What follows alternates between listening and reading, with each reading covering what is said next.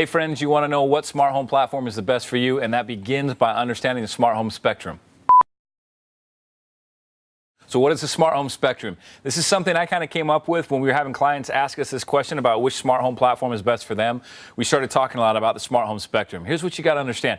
Every smart home kind of has its own superpowers. It's got certain strengths and certain things it can do, but it needs other smart home platforms to do everything that's possible to be done. So if you can imagine a line running left to right, and on one side of the line, maybe the left side, you got home security. In the middle, you've got lighting control and climate control, and maybe on the right-hand side, you have home audio and home video. Okay, that's the spectrum, right? Different platforms are going to cover one portion of that spectrum, but that I'm aware of, there isn't a platform on the market that by itself natively can cover the entire spectrum without integrating with other third-party devices and platforms. So when we first got into the game, we were using a security-based system, HAI and ELK, and it was really high-powered stuff. Like if there was a fire, it would say, hey, there's a fire in mom and dad's room, go downstairs and exit the back door, and that would pipe through the speakers to tell all the kids. So really cool stuff, but it would only come as far into the spectrum to do like lighting control and climate control. If you wanted to get into home audio and home video, now we had to pair it up with something like Control 4 or Savant or Key Digital's Compass in order to bring in home audio and video control. Conversely, if we want to go with if you want to start out with home audio and home video control,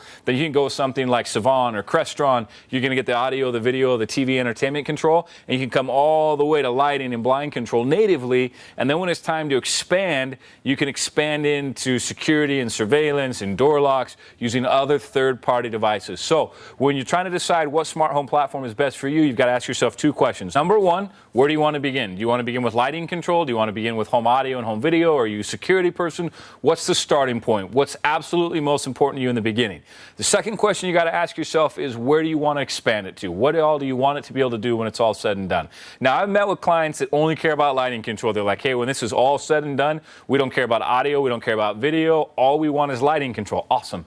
Samsung SmartThings, Lutron, Caseta, Wink, even Apple HomeKit, any of those platforms are going to be really good platforms for you because you don't have to worry about integrating to audio and video. Now, we've got other clients that don't care at all about lighting control and security. All they want is home audio and home video. Awesome. Use Crestron, use Savant, use Control 4. And then if you decide down the road you want to integrate the other direction, you have that option too. So again, those are the first two questions to ask yourself. Where do you want to begin and how far do you want to expand the system? Hopefully that helps understanding the smart home spectrum. That'll help you while you're out doing your research and figuring out what smart home platform is best for you.